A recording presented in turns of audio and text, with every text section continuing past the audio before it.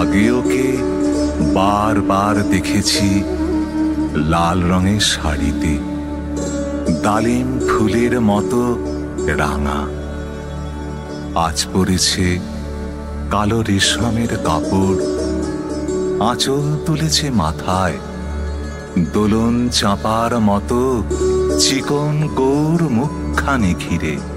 মনে হলো কালো রঙে একটা গভীর দূরত্ব ঘনিয়ে নিয়েছে নিজের চারদিকে, যে দূরত্ব সর্ষে ক্ষেতের শেষ সীমানায় শালবনের নীলাঞ্জনে।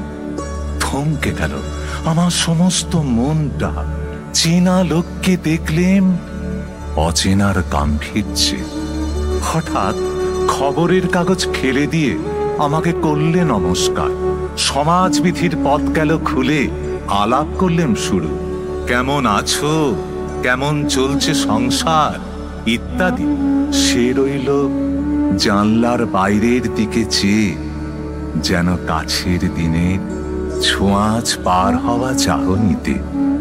দিলে অত্যন্ত ছোট দুটো একটা জবাব, কোনোটা বা দিলেই না। বুঝিয়ে দিলে হাতের অস্থিরতায় কেন এসব কথা। এর চেয়ে অনেক ভালো চুপ করে থাকা। আমি ছিলাম অন্য বেঞ্চিতে ওর সাথীদের সঙ্গে। এক সময় আঙুল নেড়ে জানালে কাছে আসতে। মনে হলো কম সাহস নয়। বসলুম ওর এক বেঞ্চিতে। গাড়ির আওয়াজের আড়ালে বললে মৃদুস্বরে, কিছু মনে করো না।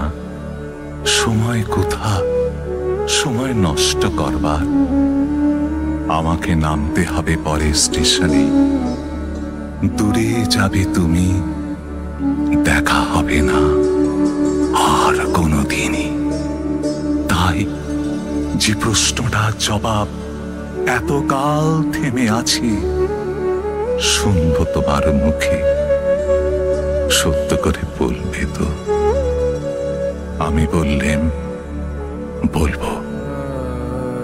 বাইরের আকাশের দিকে তাকিয়েই শুধল। আমাদের গেছে যে দিন, একেবারেই কি গেছে, কিছুই কি নেই বাকি।